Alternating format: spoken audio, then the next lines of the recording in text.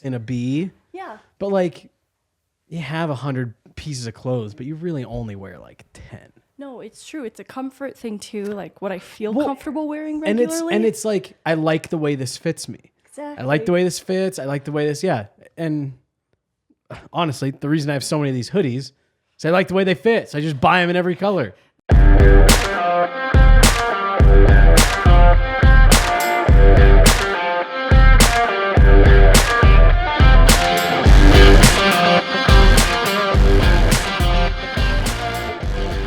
Welcome into an episode of DNVR Avalanche at the Rink podcast. I'm Meghan Angley. This is Jesse Montano, and it's Connor Bedard Day. It is, Connor. I keep forgetting and I keep getting re-excited. So thank you. You got to re-excite me again. Happy Connor Bedard Day to Thank all you. who celebrate.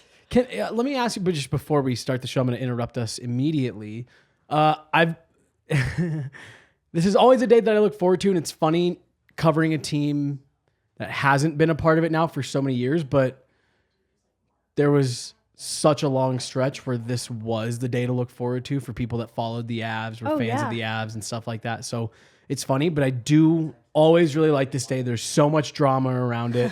I'm looking forward to tonight. Where I'm going with this was I was bummed that they pushed it back so far. It used to be after game 2 of the first round, the game 2s that were going on, they do it during an intermission, of one of the kind of like the marquee games for the night. And they changed that this year. So it's been a bummer having to wait, a full extra month for this, but it's here. It's exciting. And this is the most exciting lottery since McDavid. I think so. Yeah. The anticipation around Bedard has been building for so many years now. Yep. Did you run your draft lottery simulator again? I haven't recently. I forgot where he went in yours. Well, so I ran it before. The one time I ran it 7 times, and I got Washington twice. Well, I thought it was Washington. Yeah, Washington That's a little twice. I would be fine with him in Washington. I think it'd be fun for the twilight of Ovi's career to have. You lose Backstrom and you get a guy like Bedard and just really get to run it up there. I'd like to see him in Arizona. I think that's a fan base that needs it. I think the NHL would really benefit from a star player like that going definitely to a market that I do think is very important to the NHL. These Sunbelt markets, as much as some people hate them. Anaheim, I think, would be fun. Do you have a preferred? I mean, for the Avs' sake, it wouldn't be Arizona, but for my sake, it is Arizona because of the things you just listed. I think it would be good for that market specifically. I know that there is a base out there that is a big fan of hockey, really likes the product. They're trying to move in the right direction, new arena. I know that this is something that they would really rally around. Yeah. I think it could be a lot of fun. Well, and like you do have prominent NHL players starting to come out of Arizona. I don't want to quite say with regularity yet. Why am I completely blanking on who it just was from Minnesota? That's the Arizona kid. It's Nyes, right? Yeah, it's Nyes. So you have 2, and Nyes came in and had an impact right away with Toronto. Oh, yeah. Obviously, Austin Matthews also with Toronto. But like those are 2. Nyes looks like he's going to be a real player in the NHL. Austin Matthews, obviously, bona fide superstar. Like, to your point, Meghan, like there is a base there. As much as people don't want to give them credit, there is a passionate base there. And I really do. I really hope everything goes through with the arena deal so that they can get a proper arena in Tempe, nice, heavily populated area. One of the things that everyone who wants to dunk on the Coyotes always seems to leave out is they really did. They played it in an arena that was in the suburbs, 30 to 40 minutes, depending on traffic, from the most heavily populated area of the state, of the city. So, that obviously played a role in the attendance. I just, like you said, it'd be a bummer if Connor Bedard, a bummer for the Avs if Bedard ended up in the Central, but I really do. I think it'd be great for that organization. It'd be really good for the league. And then you add Austin Matthews there in a couple of years, and it's just an unreal 1-2 punch down the middle. I think that return to Arizona arc becomes so much more real if Bedard goes to Arizona. So all jokes aside, I completely agree with that. If Arizona wins the lottery tonight, especially with how this Toronto series is going, I'm excited to talk about this. we've been saying, Meghan, you and I all year on this show that Toronto needs to really accomplish something. I'm not necessarily saying they need to win the cup, but they really need to accomplish something this year. Next year's obviously your last chance to try to convince Austin Matthews to stay. I've got folks in Toronto who say that they put it at less than 50% that he stays, that he just doesn't really like the city. He doesn't really care for the spotlight. Now, obviously things change and money talks at the end of the day. Yeah. So I'm not, by no means am I ruling out that, he's gone or, that he would stay. But I've talked to a few folks in Toronto that are like, yeah, no, the operation is kind of going quietly as like, all right, well, what do we do after Austin leaves? If they get Bedard, if the Coyotes win the lottery and get Bedard tonight, ratchet those rumors up to 90. You know what I mean? Like, oh yeah, the appeal would be there. I was just reflecting on how different markets affect media. I should clarify, affect a player's experience. I think of Arturi Lehkonen in Montreal. If you didn't say it, I was going to say it. Yep, off the cuff. But a lot of the Canadian teams too. I just. Obviously, knowing some of the media in Arizona, I think that might be a lesser or a better environment for Matthews to come into. And because I think the spotlight would still be shown so brightly on him, but in a different way. Like the demand and the interactions with the media, I think would be different in a way that he would like. Well, and I mean, like, my thing is, he would be king of Arizona. Especially if it plays out, which the odds say it won't. But if it plays out the way that we just laid out. They get Bedard, they get Matthews. Very quickly, in 2-3 years, that team turns into a real contender. You're the powerhouse team of Arizona, homegrown kid, probably as captain, leading the way, brand new arena. Like there's so much. As much as people want to, say, oh, why would you want to go play for the Coyotes in this tiny little arena? It's like, well, first of all, the hope is that it's temporary, and that escalates very quickly if just these couple pieces kind of fall into place, and suddenly, like I said, he's kind of the king of Arizona, and I can see why that would be a huge appeal. I love the king of Arizona. Well, we could. Anaheim's my one other one. I'm sorry, my last thing. I think it'd be really fun to watch him and Zegras and Terry just coached by Greg Cronin. I think it'd be a ton of fun. Do we have an Anaheim market in the work? Yes. At ALLCITY. We will. Depends after tonight. Meghan might be heading up ANA. Yeah, it's been fun, y'all. Yeah. That's hilarious. So yeah, two different directions we could branch off because I want to have the conversation about the Florida-Toronto series, but I don't want to abandon the Avs conversation just yet either, especially the Erik Johnson component. Yeah, let's start here. You had a note to talk about that. I'm glad you did because I really wanted to talk about, especially you had that last interview with him at the end of the season. I'm sure we'll talk about it, probably insert it here too. Yeah. But I guess, it's the end of a 7-year contract. He's had 13 seasons with the Avs. He turned 35 this year. Longest tenured Denver athlete right now. And that's what makes this conversation difficult is what is next for Erik Johnson. And the reason I say difficult is because I don't think it's a guaranteed he's done for a second. I don't think that. Yeah. So where are you at with that? So here's what's hard. The Avs don't do locker clean out. They don't, like many other teams in the NHL, they don't do the last day, media availability, get your final thoughts in for the season, last couple questions. So it's tough because we kind of, we have to go into that room after game 7, after a loss, and you really have to try to, get to everything that you're hoping to talk to these guys about heading into the off season. So, we talked quite a bit with EJ about the game and just, the playoff series and the season and stuff like that.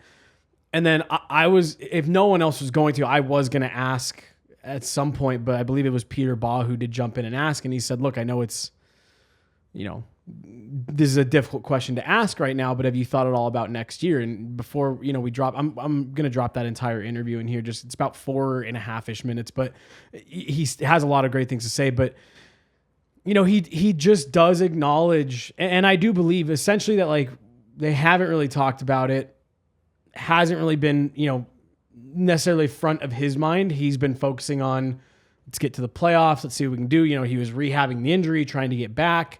And you're right. I think the part that makes this conversation difficult, I'd be willing to bet that if you could, truth serum Erik Johnson, he would probably say like, I really only want to play for this team.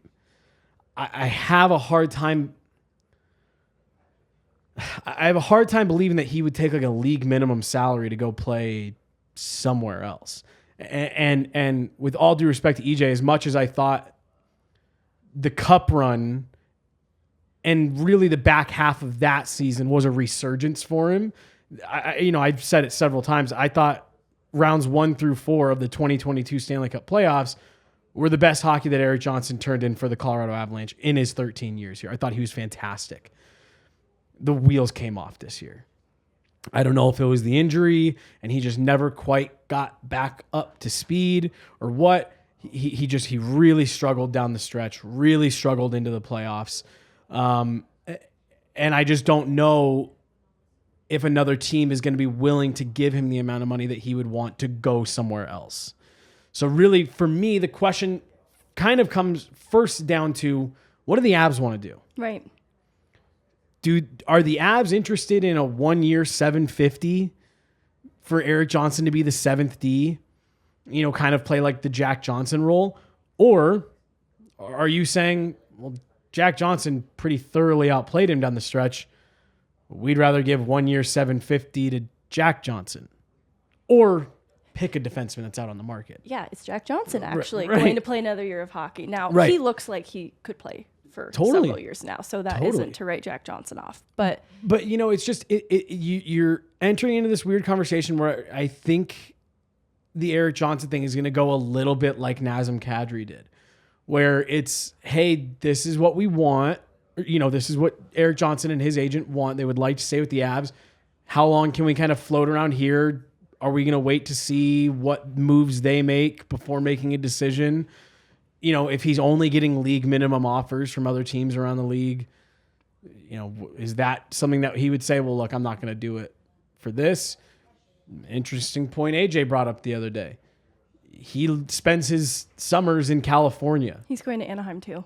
Look, I'm just kidding. No, I'm kidding. I'm not, though. That's where I was going next. All jokes aside, Anaheim, do you want a veteran guy who's just good in the room, has championship experience, $750? It's close to where he lives. It's where he keeps his horses, all of that stuff. I don't know. Anaheim, LA, those are maybe two teams that I could see if they came to him with the same league minimum 1 year offer. He'd say like, well, yeah, this makes sense for me. This is where I have a home. And I don't know, maybe, again, if Anaheim wins the Bedard sweepstakes tonight, maybe he would get a kick out of like, well, let me go 1 year and play with this ridiculous player and be, a third pairing guy, and with some injuries, I'll end up playing top pairing minutes a bunch of nights. Yeah, Anaheim got rid of all their defensemen at the deadline. Right, so. right. I mean, so genuinely, we kind of laugh. I really wouldn't, if he's not coming back to Colorado, my knee-jerk reaction is that he would retire. I'm dead serious, though. I think if you're talking Anaheim, LA, maybe even Arizona, because it's close, warm weather, nice cities, and close to where he lives in the off season, I don't know. I could see that being appealing to him. I don't think he's going to go to Winnipeg on a 1 year deal. You know what I mean? Right. And I just, Columbus, I don't think he has any interest in stuff like that. It's gonna be interesting. Let's go ahead and play that chat with him, because he really did. He had a lot of great things to say. Very visibly emotional in the locker room after the Game 7. Obviously not the ending you guys wanted, but what can you say about this group and everything you guys battled through this year? Yeah, I mean, right from the start, guys gave it their all, and we faced a ton of adversity all year long, and weren't able to get the job done. So that's the sad part. But I think if you look in the mirror after tonight, I think you leave it all out there and you can't have any regrets. So we have to be happy with our effort because we laid it out there and gave it our best. Are you able to kind of take some pride in the way you guys fought this season through all the injuries and won the division, and even if the playoffs didn't go the way you wanted? Yeah, it was one thing after the other this year, and I feel like we didn't have a full lineup all year, but it didn't deter us or sway us from playing our game, and it was a next man up mentality, and the guys just responded every night, and to be where we were at after the end of the season, I think we're proud, and You know, there's peaks and valleys every season, like I said before, and this year's no different. And same with the playoffs. You know, we didn't get the job done. It's the frustrating part, but you know, it can't be for lack of effort. I think everyone cares about this team and this organization, and I think you know, you just have to be proud of your effort, because every guy out there laid on the line tonight, and that's all you can ask for as a teammate. Is it hard to be philosophical and rationalize the difficulties you had in a moment like this? As a team? I mean, I try to look at the big picture. I mean, I think you know, probably a lot of people wrote us off in January or February when we were really struggling, and you know, we came together and found a way to get it done. So I mean, I hate moral victories. I don't. It doesn't really do anything. I mean, it's nothing, right? But you know, if you're looking for positives, I just feel like this team never quit, and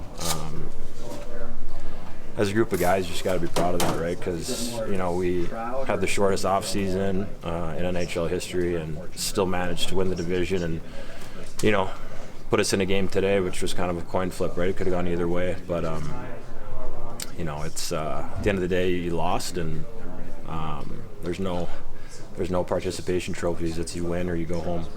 I know this is kind of a tough question to answer in this moment, but given, I guess, your contract situation and everything, was there any thought of this could be kind of the end of the road with the Avs, or is that going through your head at all? I don't know. Our season ended 5 minutes ago. I haven't really thought about it at all.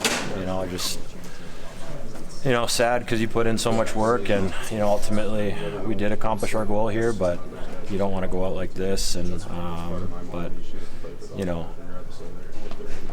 whether if it's the end of the road or not, I was just proud to play here for as long as I did, and just grateful for everything. Do you still feel? How proud of this team have you been for all of these years? And right now, as you're sitting here looking around with everybody, just how proud are you? Yeah, super proud. I mean, played with some of these guys a long time, their whole careers, and you know, so it stings a little bit, but I know these guys all gave it their all, and that's all you can ask for, like I said. So. You know, if you look in the mirror tomorrow morning and you know you gave everything you had, that's all you can ask for. Does it still feel like the championship window for this team is wide open? There's so many young stars who are locked in on deals. What do you make of the future of this team? It's wide open. You know, Kale, Nate, Mikko, all these guys. As long as those three are here, the window's open. It'll continue to be open. So lots of bright spots for the future. Erik, when that goal gets called back for the offside, is there like any level that's just like what more can keep coming? I mean, that's the game we play, right? I mean, it's we're so pumped on the bench. Like we went crazy and got so excited, and you know, that's if it's the other way, that's the rule, right? So you deal with it all year. I feel like that's a couple game sevens now where there's been an offside overturned for a goal for us. And I think it happened in San Jose, but that's why the rule's there. You want to get it right, and they got it right. So a couple things. Before I talk about the retirement part of the conversation, I think the reality for Erik Johnson's decision in this is how hockey has been unkind to his body in a lot of ways. Different ways, too. A lot of knee injuries early, then even in Colorado it crops back up. But breaking his ankle, there was something about his recovery being as quick as it was that made me not write off that component completely for Erik Johnson, that he might not be giving up on his body, because he certainly put in the work that was needed to recover as quickly as possible. And obviously there was some fortune too that benefited him there. Totally. I don't think he necessarily came back too soon, but you make an interesting point about how he finished the year in coming back. But I wanted to point out that there is a stark contrast between last year's analytics for Erik Johnson and this year, because he was on a cup winning team. This year, I think there is some component of this revolving carousel of players, of defensemen, American League caliber players that he often received the brunt end of. Yeah.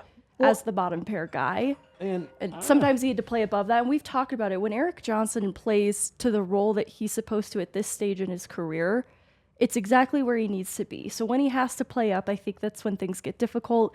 if the Avs are eyeing him, like you say, for that seventh man type of role, I think they'd love to have that option on the right side in Erik Johnson. And the thing that I like about him is Erik Johnson, the person, you know, he has that first overall pedigree, but he doesn't really carry himself like that in terms of the work that he puts in. He does everything that is asked of him. And it's such a good fit in Colorado for that reason that I still think it's possible that he stays on. He gets it. The retirement component is interesting because if we are in that room, do you think he comes on in a working capacity for the Avs? So I first just want to go backward a minute and say that I agree with what you were talking about there about, I do think that context is a little bit important here, that, you know, when we talk about Erik Johnson looking so good on the cup run, it's because he was very appropriately cast for where he's at in his career and what he was being asked to do and who he was with partner-wise and all that stuff. He spent a lot of this year being overextended, being put in roles that just, again, this isn't a knock on Erik Johnson, but it's just, he's not that player anymore. He's not a guy who should be taking top 6 matchups with, to your point, American, you know, saddled with American League players or whatever it is. So I just wanted to say, I do agree with that. I don't think it's all bad on Erik Johnson this year. I do think there's a lot of context to that.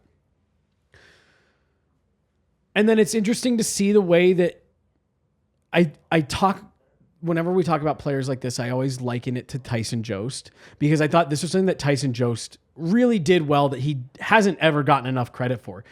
He went through his first couple seasons and he realized, oh, I'm not that guy that I was in junior and in college. Like I'm not high-end offensive creator. And he changed his game to what you're saying, doing the little things, getting in the corners, taking abuse in front of the net, winning board battles, using his speed down low. And he really kind of transformed his game into more of a bottom 6 kind of mucker and grind. It was disappointing in Colorado because that wasn't what you wanted out of him, but I never thought he got enough credit for recognizing what was happening around him and saying, I need to change my game. I think Erik Johnson has done that in the last couple of years as well. You know, you go back now 2 off seasons, I guess, when he almost retired.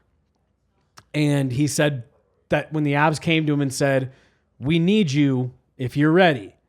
And he said, I'm going to get ready. And that really kind of changed his mindset and his motivation. He said, they need me. I have to get ready. And I think that's what has kind of driven him for the last couple of years. And it's changed the way he prepares, and it changed the way he takes care of himself and the way that he recovers after games and things like that.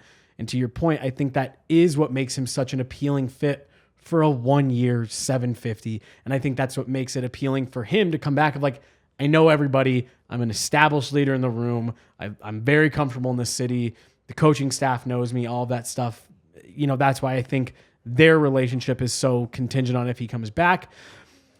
To be honest, Megan, answering the question of does he join the organization, I'll be honest, my guess is no. Erik Johnson does not strike me as someone like he seems to me like someone that when he retires, and none of this is a bad thing what I'm about to say. This is all a great thing. He's going to say, I made my money. I put my body through absolute hell. And I've earned now just to be able to enjoy life. And I don't doubt that he's going to, he's going to keep doing the horse thing. Yes. I mean, he's like a legitimate breeder of race horses and all that stuff. And so, I imagine he'll keep doing that. I'll bet you he would be a guy that will get involved, kind of like weird comparison, but like Shaq. Yes. Whereas, Shaq has now made more money on his business ventures after basketball than he ever made in the NBA. I could see Erik Johnson being that type of person. And I don't know, maybe like a TNT panel here and there, because he's great. He's a great personality. Very charismatic, great insight, former first overall. I don't see him getting involved in hockey ops. I just think that he's ready to start doing the fun shit. He's ready to do the fun. I love that. I can see that too. I could see him not walking away from the game entirely and having some sort of connection to it, whether it be through brand deals, promoting the league in some way. some kind of personality for television, which I think he'd be excellent for. But I hope he sticks around in some capacity too. I think he is a wonderful personality for the league. Totally. It'd be cooler too if we could get a spotlight on a personality. Right. You know, and yeah, I think that's the kind of the area that I see Erik Johnson moving into next. You know, I don't know, maybe even, I don't know what his interests are, maybe starting his own show or whatever and just kind of talking about stuff. And, but I don't think he's a hockey ops person. Gabe Landeskog, yeah, as soon as that guy retires, he's just going straight from the locker room into the front office in, you know, whatever, 8 years. But Erik Johnson, I think he's a finer things in life kind of guy. I didn't want to derail too soon, but you brought up Jost and his ability to adapt to the role that he's a better fit for compared to what he once was, especially with the first round status that he once had. People are drawing comparisons to Newhook. Yeah. Do you have a little bit more runway left for Newhook before you start having that conversation? Like Newhook, not first round caliber, needs to change his game, adapt to be a bottom 6 depth player. I'm not there yet either, not personally, but I have seen the comparisons starting to be drawn, and I just feel like I get that you probably want more in a sophomore season, but it also is just his second full year in the league. So, Megan, what you just said right there, I think is what people forget a lot, is that he is so much younger than, and really, I don't know why people don't talk about this very much. Like last year, people were all over him in the playoffs. You know, oh, Nazem Kadri went down. Why didn't Newhook step up? That 2C role was there for the taking and he didn't grab it. It's like, yeah, he's a first-year kid. Like, that's a huge ask for a late first-round pick. Let's also be on, what was he, 20? Yeah, I don't know. I don't know exactly when he was taken.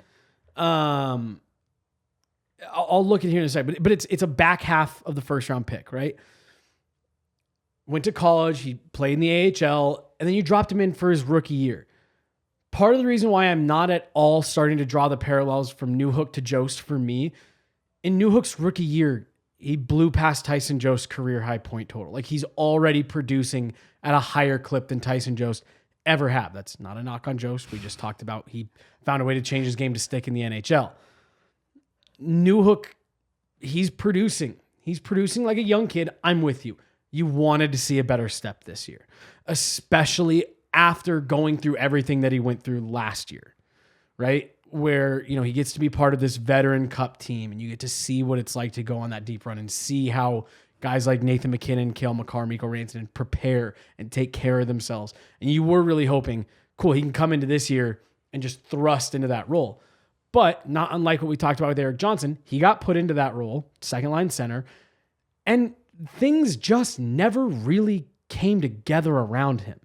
Our preseason prediction for what that line was supposed to look like, Megan, Galchenyuk, Rodriguez, but what that's what it ended up being. But like we all thought that it was going to be some version of he would have a Landeskog or a Rantanen with point. A Nichushkin or a Lehkonen, like, you know, veteran guys, producers, legitimate top 6 forwards. Again, he would have had one of McKinnon, Landeskog, or Rantanen on his wing. And how much different of a year does he have if he's rolling over the boards every shift with, you know, Mikko Rantanen, Gabe Landeskog?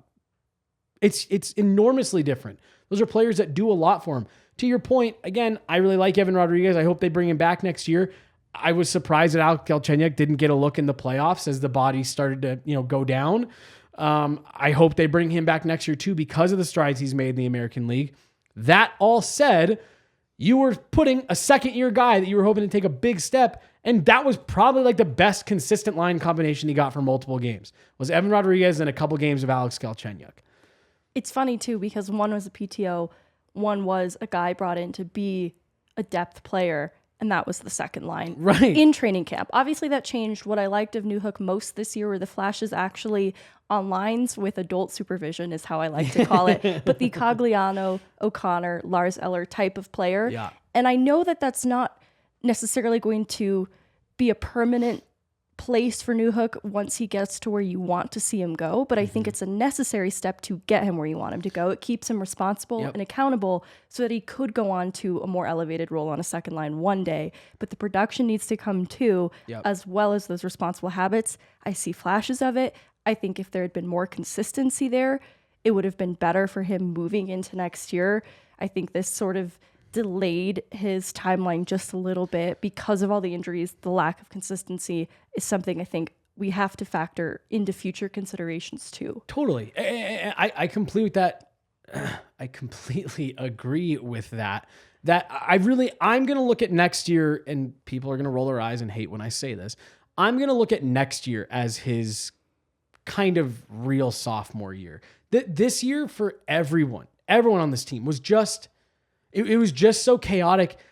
I really don't, Meghan, you and I were talking halfway through the year. We were like, how is anyone expected to draw real conclusions from anything that we're watching? Like it's a scrambled mess roster wise every night. And then it seemed like every night another guy was going down. And yeah, maybe you get one guy back, but like it was just this constant rotation of lines and who's out there with who and power plays and this, that, and the other. So I'm with you. I think this year, you were asking him to take a big step, and it's not just in the production, as you said. It's all those other things that you're asking him to do. You're asking him to be a second-line center. You're playing better matchups. You're having to be a little bit more responsible defensively. Centers, it's one of the hardest positions to play because you have so much ice that you're responsible for. It was a big thing to ask of him, especially given the situation. Now, all of that said, here was my one biggest knock, critique, whatever you want to call it, for Newhook this year, where I do look at it and say, this is on you and this has to be better. Yeah. I lost track of the amount of times you and I would look at each other in the press box and he would get, after he would get a grade A opportunity in the slot and either miss the net or hold it in double clutch too long and end up not getting a shot off altogether. For someone with the puck skill and talent that kid has, you cannot have that. Even in a second-year player with everything going on, he needs to get that worked out. You have to take better advantage of your scoring opportunities. I'm not saying he has to score on every one of those, but you have to make the goalie make a save. You have to make the other team earn you not scoring in that grade A position. He's just too talented to have as many moments like that as he had this last year, where the puck lands on his stick in a grade A opportunity and he does nothing with it. That's my only real area where I'm digging in on Newhook and saying this has to be better next year. We all wanted him to kind of be a replacement for, a Nazem Kadri or an Andre Burakovsky, depending on where your expectations were for him. One thing about both of those players, you never have to tell either one of them to shoot twice. The puck's on their stick and it's towards the net. Nathan MacKinnon, never have to tell that dude to shoot. He will fire the puck happily all day long. Alex Newhook needs a little bit of that. This team lives on its team defense and being smart structurally and all that stuff. But the reason Andre Burakovsky worked so well in Colorado, even in that structure, was because he gave you an easy goal. And he had a role, and it was trigger man. You get the puck on your stick inside the blue line, and we want it towards the net. That's what Alex Newhook needs to start doing a little bit more of next year. Continue to be the smart player. Continue to grow into the that defensive responsible defensively role. But you got to shoot the puck and you got to hit the net. That's his best tool. We've seen that little one-timer on the bumper play. We saw it 15 times in like 10 AHL games. We've seen it at the NHL level. He's got great hands. We've seen him make great moves, split the D, finish off a play beautifully. Lean into that, man. Like, why are you waiting so long in the slot? Why are you deferring to other guys? Why are you looking for one last pass? Your shot's your best tool. Use your best tool. We saw it too. It was when he was on that Cogliano OC line. Yep. He found a little bit of the scoring touch when he just took that shot. And it feels like a confidence thing too, especially when he is hesitating inside the slot.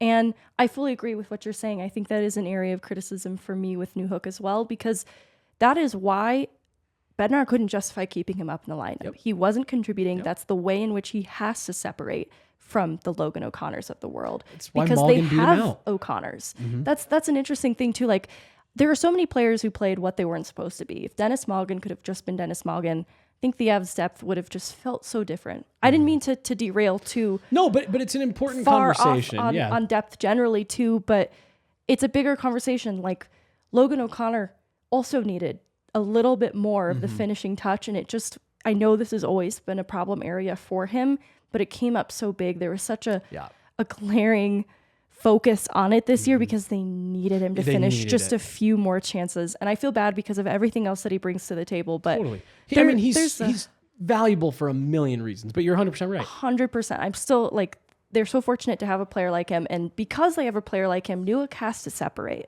from that type of player too.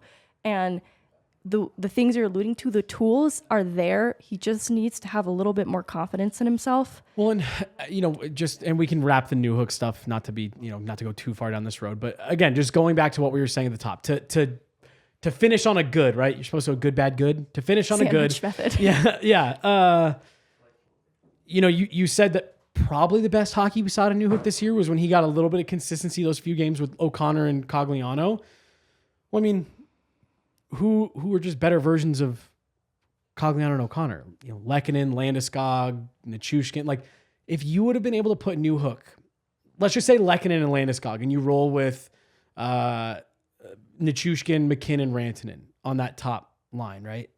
Had Newhook gotten that this year, by the halfway point of the season, you're probably feeling really good because you've got two very responsible defensive players out there with him. They get in on the forecheck, they get below the goal line, and they get him pucks in areas that he would be able to take advantage of. That's what I think you need for Newhook. You weren't really able to give that to him this year. And like I said, the Tyson Jost comparison, which started this whole conversation, he's already exceeded that. Like, he's already beyond what Tyson Jost was as an offensive producer. So if people want to come up with a comparable for who they think, Newhook is busting out to be, fine. It's not Tyson Jost. With all due respect to Tyson Jost, that's just not it. Newhook has already showed his offensive talents can shine at a higher level than Tyson Jost could in the NHL level.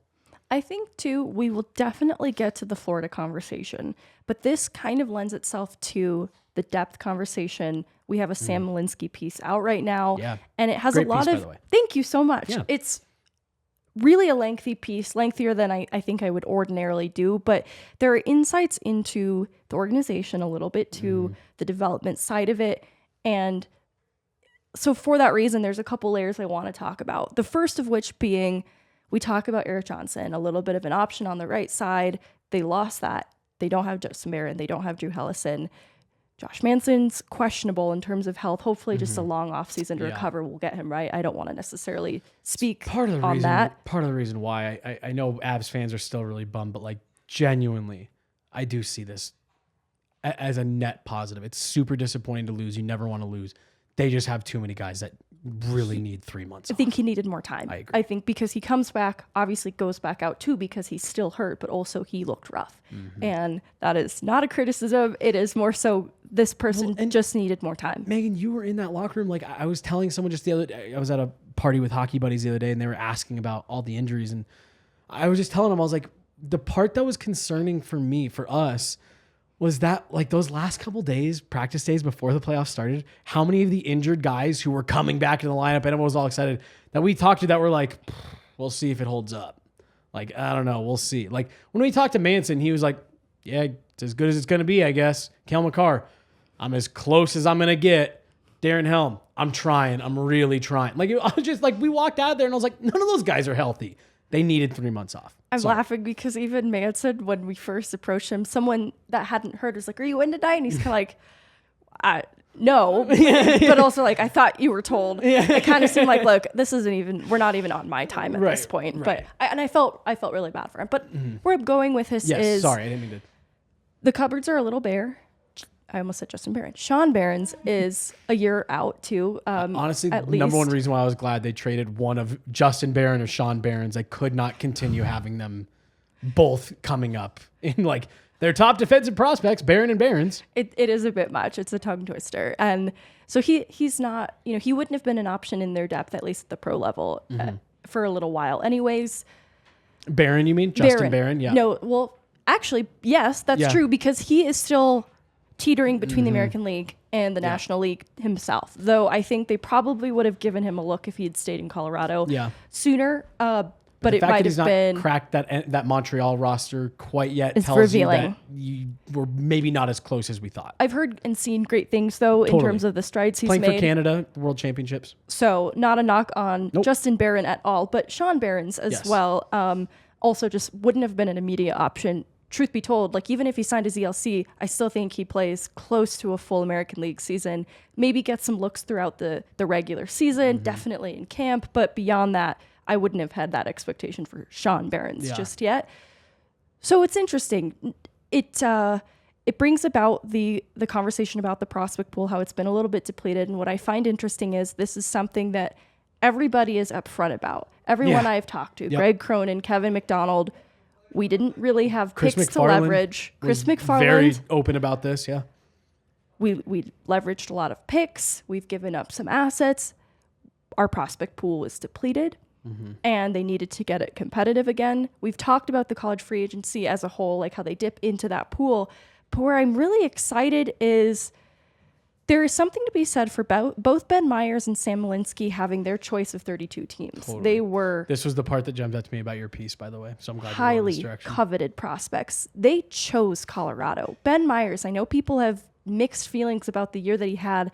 I think it was because he was launched just a bit too soon. I think they had expectation that he'd be more National League ready, but straight from college is a difficult adjustment. And I feel like by position, it varies. Like for a centerman, it's difficult. For a wing, probably a little bit easier. And for a defenseman, also a little bit difficult. So I'm gonna cut you off really fast just to make this quick interjection with what you're talking about. Because I do think, I think Avs fans in particular have a little bit of a skewed view. I always hate skewed view because of Cale Makar. Well, go back further. In the from 2009 really until what was Cale Makar's draft year? 2018. So from 2009 to 2017, the Avs first round picks went straight to the NHL. Oh yeah. Because the team was bad and those were the best, most skilled players. Just every time. If you were drafted in the first round, you went straight to the NHL. Even Ryan O'Reilly, second round pick, straight to the NHL. Connor Timmins, second round pick, last cut of training camp, and that happened to be the season before they make the playoffs, and they haven't missed it since. There was just kind of this expectation set that like, if you're a high end prospect for the Avs, you just go to the NHL.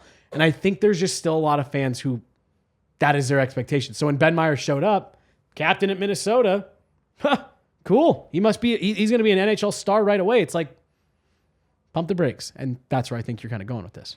And it's true. And for Ben Myers and Sam Malinski, this is an interesting part in this all, but because they go full to nearly full college experience, they exit 23, 24 years old. So, okay, maybe you have a little bit of expectation that a 23-year-old might be more ready for the NHL pace, but that's the difference, honestly, is I think it's not just the physical readiness, because physically I think they're matured. It's the change of pace being so different from college. It requires adjustment. And for someone like Ben Myers, who as a centerman, if that is how he is going to play with the Avs, which is what I think they want, he has to be so reliable defensively that area does need to be worked on, because that is a big part that changes. It's just like the ice is different at the National League level. And so that is why I think it's necessary for him to have specifically worked on that this year. It's why I think his production at the start of the year at the American League level, when he finally got healthy and was in games, it didn't jump off the page at you because they were really focusing on the defensive side of his game. So I didn't mean to derail on Ben Myers too much, but the NHL is not a development league. Let me say that one more time. The NHL is not a development league. Everything that you're like, Ben Myers wasn't quite ready. That doesn't mean he's a bad prospect. That doesn't mean he's not going to be a good player. But the NHL is not a development league, and the Avs are not a development team, especially not right now. Like you said, they want him to go fine-tune the details so that when he comes back next year, I expect Ben Myers to make the roster out of camp next year. What they want is go away, come back, and don't leave. That's becoming the Avs blueprint. Go away, come back, and then we want you to stick. Alex Newhook. And I just look at the way that Jared Bednar raved about Ben Myers. in the play, as I don't remember if it was after Game 7. Either way, it was very, near the end of the playoffs. No cats. I was thinking about you last night as Rudo just busts in here. Looking good. But he talked about, we sent him away, and when he came back, it was night and day difference. The details are more fine. It allows players like Ben Myers to get to their game. That's the goal with what the Avs development process is. We want you to be comfortable to a point that you can just play your style of game. And when they are looking at players and they're saying, you aren't keeping up with the speed, you're not committed enough, you're running around too much that you can't even be effective in the way that you would like to be effective, let's get you trained up here a bit. Let's get you developed. Let's get you into our systems. And I really wish that people would put to bed the Avs can't develop players thing. I think they've done a pretty impressive job over these last couple of years. And I think the college free agent conversation corroborates this because players like Sam Malinski choose Colorado because they can develop players. He says the coaching staff in Loveland is part of the appeal. He knows he's going to get developed here. He knows he's going to have proximity to the NHL, visibility to the NHL through Colorado because of what they're doing in Loveland. So whether his path to the NHL is in Colorado or through Colorado, he has a lot of faith that he's going to come here and get the best development possible.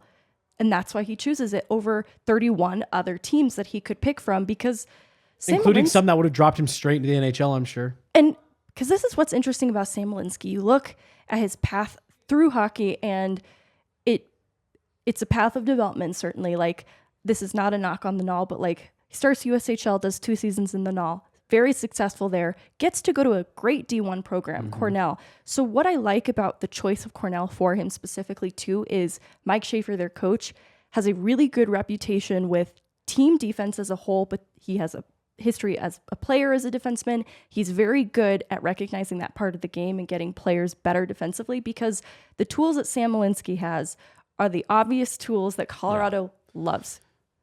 So this is what all part of this conversation. This was the other part that I just found fascinating, was that he said, he told you that their style of play fits what he likes to do. I don't remember his exact quote, if he said my style of play fits what they like to do or their style of play fits what I like to do. I don't remember the order he put it in. But again, it's just, it's so fascinating because they're not just like, oh, well, that's a good college free agent, let's go sign him. It's like, no, this is calculated, and they're going after guys that they're saying, hey, look, we have an interest in you. We know you'd have an interest in us, because why wouldn't you have an interest in a top team? But it's not just that we're a top team. Here's every reason why you and I are just the perfect fit together. The Avs and a guy like Malinski. We do what we play the way that you play. We're going to put you in situations to develop. There's a path to the NHL. And then there's all the other stuff that you were just talking about in terms of him, liking the coaching staff and the way that they handle things and the way that they develop players. It's just so fascinating when you actually dig into this stuff.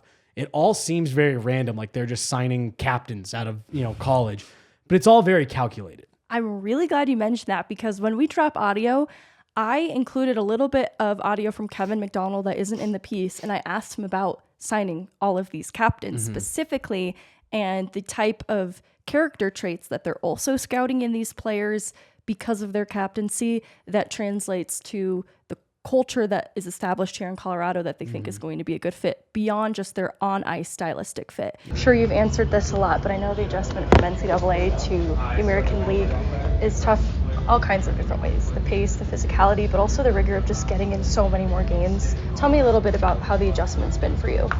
Yeah, I think the guys have been really good, just kind of helping me get used to the systems and the pace of play. And obviously coming to a new team, it's tough, just every day in practice, learning new drills and whatnot. So they've done a really good job helping me out there. And obviously the strength of the opposing players and speed of the game is a little bit different too. So it's been a little bit of a transition, but I think we're making some progress and learning a lot. And were there any similarities between Colorado's systems and Cornell's? Yeah, there's some. A lot of little things, and then at Cornell we did man-on-man in the D zone.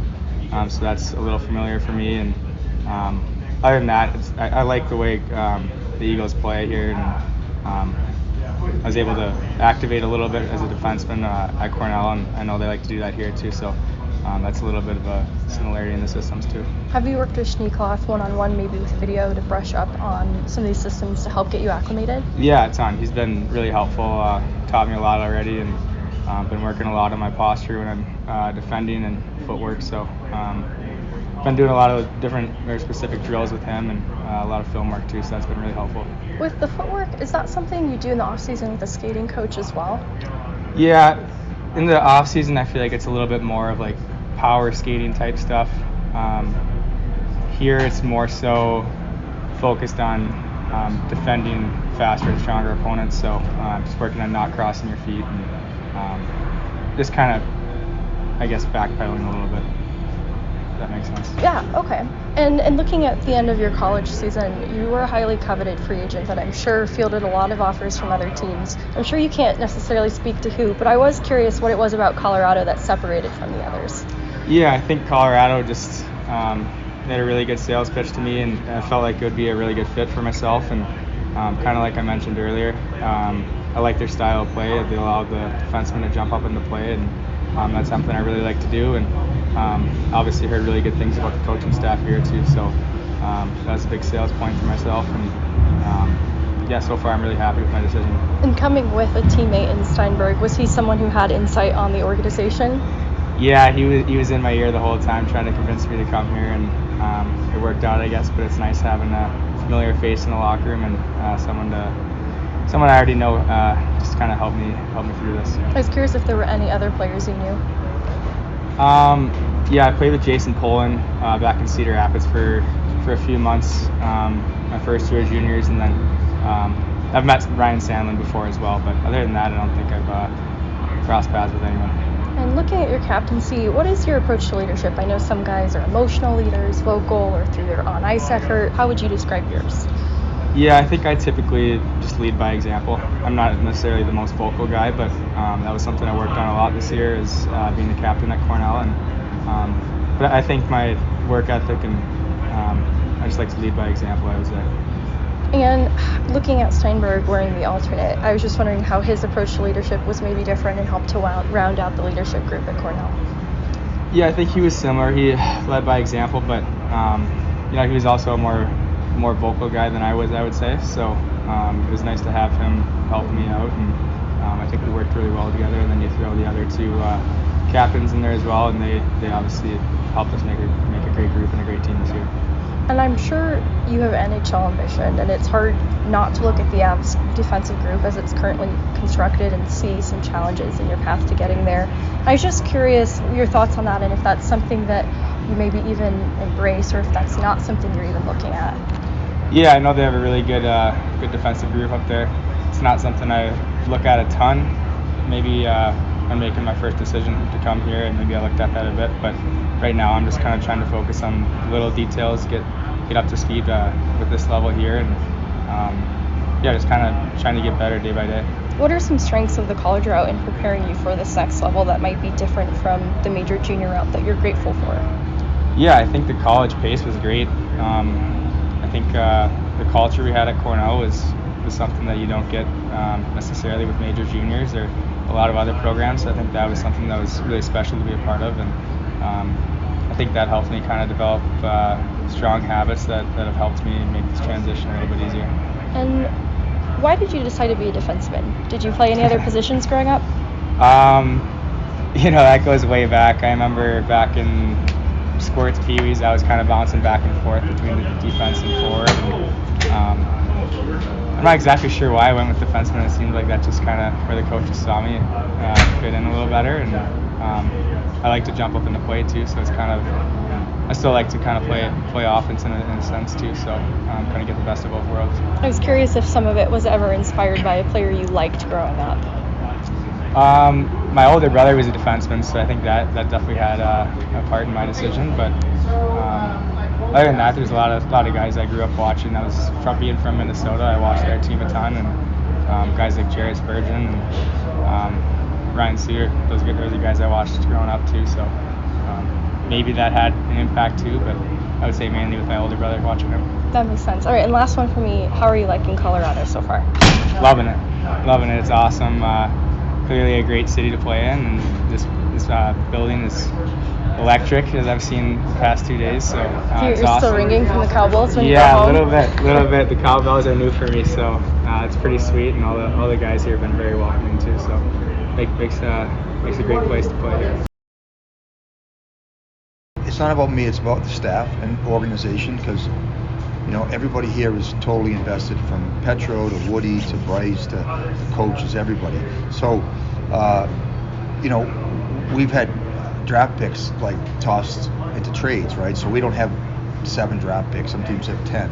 So we need to stock up shells with players, right? So the only way to do that in the absence of drafts is getting college guys. So first thing that Kevin and C-Mac say when we get these college players is that they're coming here because of you guys. Like, your reputation of developing players goes all the way back to J-Mac, and they want to go where they're going to get developed. So they're not looking at the Avs saying, I'll never play there. I've been here long enough now to know that they can just connect the dots between the Eagles and Dries, the Eagles and Greer, the Eagles and Graves, the Eagles and Timmins, the Eagles and Barron. So they know when players are going here, they may not stay in the organization, but they're getting trained, and they're going to go somewhere else and play, right? Like now, Sherwood's had a nice return to Nashville, and he's scoring. So they know that. So hockey's a small community, so it spreads, and it goes from the players to the agents to the general managers, and then back to the players, right? So for me, the consummate compliment for our organization is when Sammy Malinski, so he was one of the most sought after free agents out there. There were 32 teams recruiting him like you would a college athlete, and he made a decision to come here, even though the D is stacked, right? Right. So I talked to Mike Schaefer's coach, and he said, hey, I'm just telling you, Crow, he could have gone anywhere. He chose to go there because Jacob McDonald played with you guys, and he bounced around the American League, the East Coast League, came here, and then boom, he's another one that's full-time in the NHL. So they want to get trained in an environment where they know they've got some visibility to the NHL. And then I called Pat Firstweiler about Jason Poland, who was like maybe a top 5 college free agent out there, and he said the same thing. Like, and I don't know Pat. I mean, we know people. We have common friends, but he said the same thing, that he chose it. Could have gone anywhere because they want to go through your system, and gives them the best chance to be successful in the NHL. I think it's a testament to both two things, like what Joe and Chris did, bringing in the staff here, and then what the staff here has accomplished. Like, and it's I'm able to use it as manager and recruiting, and especially in July in free agency, to recruit these guys. Like, you go down the list of these guys that have played here. Like, there's close to 10 guys on NHL rosters now that have come through the Eagles recently that weren't supposed to be necessarily NHL players when they came here. Right. And that's a direct testament to the coaching staff, and I think the teaching and the attention to detail and the demand to win while you're learning and doing all that in the meantime. But I think it makes everybody better, and we're into that now a little bit because it's a competitive environment. And it's like, if you want to go to the NHL, you got to beat out your teammates, your line mates, your roommate, like whatever, to be that next guy. And guys like Galchenyuk and Myers, like, it was really Ben's first NHL camp, right? So like, he came in, and whatever adjustments he needed to make, that I think he knew he needed to make them, but it was going to take a little time. Yeah. And it's interesting because obviously Galchenyuk comes from such high pedigree, drafted 3rd overall, scored 25, 30 goals in the NHL multiple times.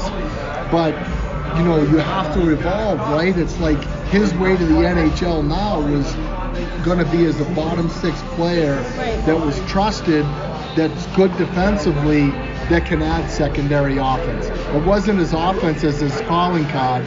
It was his 200-foot game and his play away from the puck.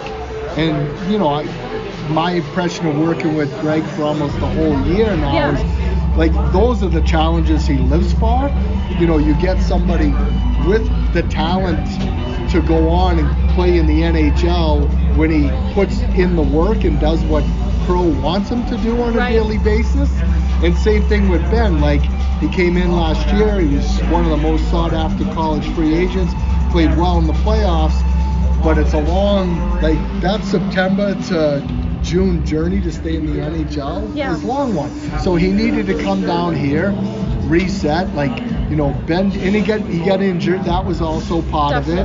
And, you know, but like that was a really good marriage with both players, because both Ben and Alex were willing to put in the work and be good students, and Crow had great guys that he could, you know, teach and mold and shape, and they were ready to take the ball and run with it. And it's great when they, I mean, Ben's going to play, you know, 30, 35 games in the NHL, which is phenomenal. And for Alex, you know, he came to camp on a tryout, got hurt, needed rehab for a couple months. The fact that he's got up to the NHL 2 or 3 times, he's back on everybody's radar again, which is great, including just playing, you know, the Avalanche game last night. You know, so it's perfect. Like that's what the Eagles thing, why it works so well. It's like, is, you know, the guys know if they put in the work, they have the trust they'll play, and they have the trust that, you know, Crow's track record, where he's like, hey, you know, you were like this guy or this guy, and this is all you need to do. And if you pay attention to these details and change your game like this, you'll be fine. And then when they do it, it helps us with all these college guys and the new guys coming in saying, hey, Wyatt was where you were a year ago, and Ben was where you were a year ago, and this is what their path to success has been. And it makes it easier for them to follow. Everybody can understand when it works out successfully. Oh yeah, that's worth it. I'll walk down that path. It's interesting too. Ben's a great transition into the college free agency conversation because the opportunity is obvious. He gets in NHL games, and I have to wonder then if there's some success in Logan O'Connor and even earlier Alex Kerfoot, once upon a time, Ben Myers as recently as this year. If that is encouraging you guys to look into the college free agency market and pick out some of these highly sought after free agents like Sam Malinski. Absolutely, 100%. And I think it also works both ways, because the more success we have with those players, like the more the agents and the next wave of players are paying attention that this is a potential pathway that can work. Whether it's we haven't had a lot of draft picks, or the prospect pool's ranked a little lower than some of the other teams competing, but when you can combine those two factors with these guys did what they were supposed to do, and look how successfully it's worked out for Logan O'Connor, for Kerfoot, you know, for Ben this year playing almost half a season. So, you know, the agents play a big role in that too, and they can, you know, the players haven't been through it before, right? The agents have been through it with other clients. So I think that's where the history that what you know, alluded to helps us with that as well. And then when you add Crow's coaching and the success with some of those guys, then let's face it, I like these guys, right? These guys weren't drafted, they weren't on the fast track. They're prospects, but you know, those are the kind of guys Crow loves to get his hands on and, you know, let the teaching begin. And, you know, that's what this is about. I mean, we've talked about it several times. By the time this group of guys, you know, plays in the regular season here, is around for the playoff experience, you know, goes to development camp in July, Avs training camp in September, Eagles training camp in October, and then they play the first 2 months of the season. By December 1st, they're going to be in such a different place than when they walk through the door now. And that's all of our jobs collectively, from, you know, the strength and conditioning coach to the skating coach, you know, and certainly to, you know, the coaching staff and Crow and Aaron and Tim to, you know, keep molding these guys. So they're getting better every day, because, you know, when you're here, you want to get to the NHL level, but you got to put in a lot of work to get to that level. So the type of player you're describing too, and I want to make this link, and maybe you can help me correlate the two, but it's a type of player where the path to a pro career might not be as immediate. It requires patience and, like you're talking about, buy-in. And that's sort of true of a lot of college free agents. They go undrafted, they have to prove themselves in college. And I noticed too a lot of the captains that were sought after this year. And I wonder if that speaks to a little bit of character off ice as well, that these are qualities you're looking for in your players because of the cultural fit in addition to the stylistic fit. It is, and I think when you spend time talking to the players, it really comes across. Like, these are like mature, confident guys. Like, they've come from the leadership group and been relied on to be an important person for their college team. But I also think they grasp where they're at now, and they know, like Pavel knows, all right, my path to more ice time is face-offs, penalty kill, finishing checks, playing hard to play against, right? He's not trying to score his way to more ice time. I think that's a big part of this whole process of development, teaching, coaching, is, you know, trying, us as a staff from top to bottom, trying to assist the players where this is the path for now. Because let's face it, I mean, you watch the Avs games, you watch the NHL, very few times do a guy go from this level and play in the top six. Absolutely. Usually the path is bottom six, earn your ice time. If you can take face-offs or kill penalties or do something to expand your ice time, it helps. But it also helps when the guys here realize that path and have an immediate buy-in on day one, which for Pavel, that was his first pro game. And this is true of Sam Malinski. So here's where things get interesting. He does full 4 years, but he misses an entire year because Cornell halts their hockey program because of COVID. So he misses out on an entire year of hockey, but he has a terrific freshman, junior, senior year. His senior, he leads the team in defensemen. He's running their PP1. And I'll just jump ahead. He comes to the Eagles. And I watched Minnesota State's captain, Wyatt Ahmet, jump from the NCAA into the end of the regular season for the Eagles last year, and he struggled a little bit. He started to figure things out a little bit more in the playoffs once he had some more games under his belt. Sam Malinski scores in his first AHL game. The transition for him has happened so immediately, and he's 24 turning 25. So he is not a young prospect in a conventional sense, but he's physically mature, so I think that is one reason it has helped him. He has taken the full route into getting here, but he's also a really smart hockey player. So that's where I was going to go, is that it really is a testament to how well he thinks the game. And really, to me, it's exciting in terms of, I'm trying to think of the right way to say this. When they first signed him and they were moving him to the Eagles, I said, I don't know, that skating is, he's not very fleet of foot. He's a strong skater, he's shifty and all that stuff, but he doesn't have that same speed. And I said, gosh, I wonder if the pro level is just going to be a little bit too quick for him to catch on. But it's really a testament to his hockey IQ and what a smart player he is and how he's able to put that together with his actual tools and his skills and, great puck work, a good shot, great vision on the ice. He jumps into open ice. He fills lanes, not unlike Cale Makar. Obviously not to the same level, but he does a lot of those little things. We talk about how, a player like Cale Makar changes the game because you have guys that are coming after him that are watching and emulating that. You can tell watching Sam Malinski, he's watched a lot of Cale Makar film in his years in college and in junior and shit like that. So that to me is what kind of jumped off the page. Not just that he was producing, but like you said, how quickly he was kind of able to get up to speed and be like, cool, I can produce at this level. I can find exactly what we talked about a minute ago. I can find my game at this level. And that is impressive. And he went from a guy that I was like, oh, well, fun prospect. We'll see what happens, to keep an eye on this dude. Keep an eye on this dude with the Eagles next year. I'm glad you said it because I didn't have NHL expectation immediately. It was sort of this far off thought that I hadn't really considered until I saw how well he immediately adjusted to the American League pace, because not only that, he then goes into the Calder Cup playoffs. That is an even more intense atmosphere, and he leads the team in assists behind Cedric Pare, which is a whole other problem for the Eagles, but he was a points leader running PP. Well, so when Brad Hunt came back, he wasn't anymore, but their perfect power play. No one dethrones backyard Brad. No one dethrones. But he did for the first round because Brad wasn't there yet. Their power play was perfect because of that vision that you're talking about. He likes to get involved in play. There's a confidence too, which is why I think he's unafraid to get involved in the offensive zone, but also why I think, because this is going to be an interesting parallel, but Ryan Merkley, several pro seasons under his belt, a bit of a defensive liability. Totally.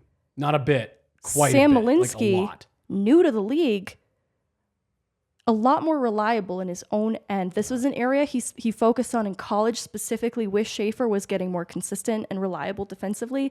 The footwork, too, is something he's working on with Schneekloth to get in and out of battles with stronger, faster opponents, which is going to take some adjusting, I think. Yeah. But it's clicking. Like, he is not making egregious mistakes in the defensive zone. And what I like about him is he's 5'11", 190. But everyone, not just me, I know I'm a prospect hype mom, but Cronin and his college coach said his strength will surprise you. I know people see 5'11", 190 on paper and they are... What does that sound like? It sounds like... Are you going to say Devon Taves? No, I was going to say Cale Makar. Okay, it sounds like both because there actually are similarities to both Cale Makar in the offensive prowess. But what I like about that I compared to Devon Taves, one is the size, that Devon Taves isn't a hulking man. But one thing that Sam Malinski does really well that I'm excited for, and this is another test of his hockey IQ, is he sees options before he opts to play the body. Not that he's disengaged. He is fully engaged, and I like that about him too. But I like that. Stick checking. He finds ways to take away the puck before playing the body that doesn't make him need to play this highly physical game, but he's not afraid to, and that's the confidence as well. There are really exciting things about Sam Malinski that I feel like you as a defenseman guy can get excited about too. Well, and so I say that that his strength will surprise you because you see that with Cale Makar. That, again, that's right about his size, 5'11", 6 foot. It's true, yeah. And you see guys try to line him up and run him all the time because I'm going to get a licking on Cale Makar. And Cale Makar has reverse hit, like blown some guys up. He laid out Eric Stahl, I think it was 2 seasons ago now, whatever. He crushed Yanni Gourde in the first round of the playoffs. Like, Cale Makar's a heavy, heavy player. The Jared McCann thing, obviously not a great hit, but an example of, I don't even know if Cale sometimes knows how strong Cale is. And you almost wonder if it's a little bit of the same thing here, that, he's an undersized guy. What's exciting me about a guy like Malinski, with everything that you just talked about, what you chatted with him on and everything that we've been saying, a guy like Ryan Merkley, he has the tools. Definitely. And you hope to develop the mental side of the game, and that's really hard. And, it seems like maybe the game in his own end just moves a little bit too quick for a guy like Merkley, can't quite keep up. He would rather just go produce in the offensive zone. And this isn't supposed to be like a knock on Merkley, but what's exciting is when you get a guy like Malinski who comes in and he's got tools. They can be better, but he's got them, right? You see the skill, you see the ability at lower levels. But when he comes in and he's picking up on all, kind of the theme of this show now, like all the little things that he's just doing well. He's making smart reads. He's making the right pass. He's not pinching when he shouldn't. I loved what you were just saying. I think you see guys all the time, and it drives me nuts that at the NHL level, you see guys doing this, going way out of their way to make a hit instead of making a play on the puck, where it's like, you could have made a play on the puck and gotten back possession for your team, but you went to try to blow a guy up and then you kind of half missed the hit anyways. Curtis McDermott is a culprit of this, and Cody McLeod made me want to pull my hair out. That was Cody McLeod's greatest hits. Forget where the puck is. I'm just going to go lay a lick on somebody, and it drove me insane. So hearing you talk about, like, he's got that IQ of, like, I could step up into this guy, or I can use my reach here, get the puck, win a battle, reset our team, get possession back for us, and let us get to our game. I love that. When you get a guy who is understanding all that and suddenly pro coaching says, cool, all we need to do is get you into some power skating, get you on a little bit of this, and like, we can develop the tools. You're now getting pro coaching. This is now his career. It's not just, something that he's really good at, something he's doing with his time at Cornell. No, this is your profession. You are going to be getting professional coaching. You're going to be doing, he'll be at training camp with Cale Makar, Devon Taves, Bowen Byram. He's going to be on the ice learning from those guys. talking to the Avs coaches, working with Jared Bednar systematically. Greg Cronin, you hope he's still there. You and I both, are you more than me, are so impressed with him that I don't think either of us will be surprised if he gets NHL looks this summer. Either way, he's going to be able to have conversations with Joe Sakic about his game. Like, this is the part where if you get a prospect that looks the way that Sam Malinski does after, just a couple months at the American League level, you get excited that not that he's a guaranteed NHLer. I don't expect Sam Malinski to push for the NHL roster out of camp next year. But 2 years from now, that's a really exciting prospect. That was free. He cost you nothing but money, nothing but cash. And if you're pulling prospects like that whether they make it there or not, if you're pulling exciting prospects that you feel you've at least got some type of path for, who needs your draft picks? And you sniped him from 31 other teams because he wants to be in Colorado because of what Colorado has to offer.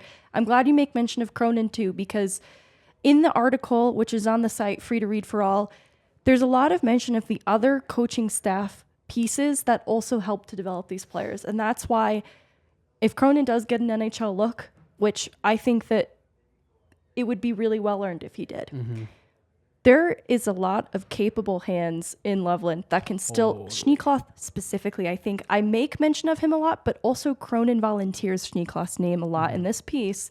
And I think he's going to be an even bigger component of the development staff in Loveland someday. And this is how you stay competitive for extended windows, right? Like, that's kind of where a lot of the conversation has shifted, on our pods last week, once the Avs get knocked out, right? It's okay. Well, how do you now, it's no longer how do we stay at the top? There will be someone new at the top going into next year. It's how do we get back there, and how do you keep that window open as long as possible?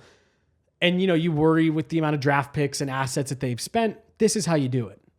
If you in 2 years develop an NHL player out of Sam Malinski to operate in the bottom half of your defensive core, like, you feel phenomenal.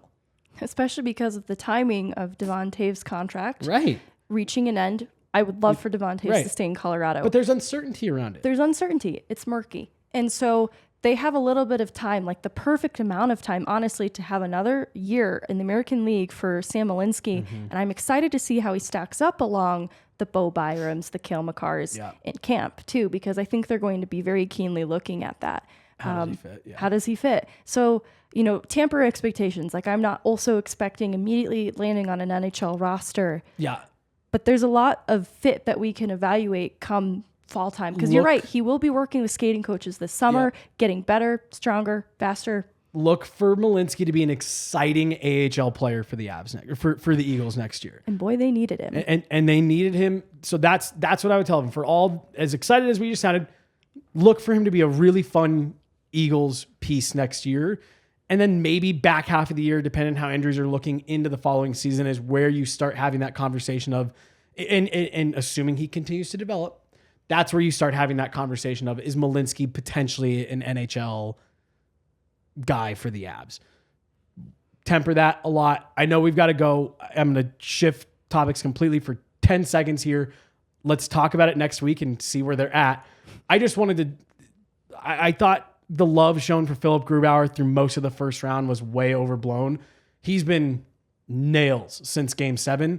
Obviously, Game 2 in that series was a little wonky for Seattle just in general, but I thought he was fantastic last night. I just wanted to make mention how everyone is very surprised by this.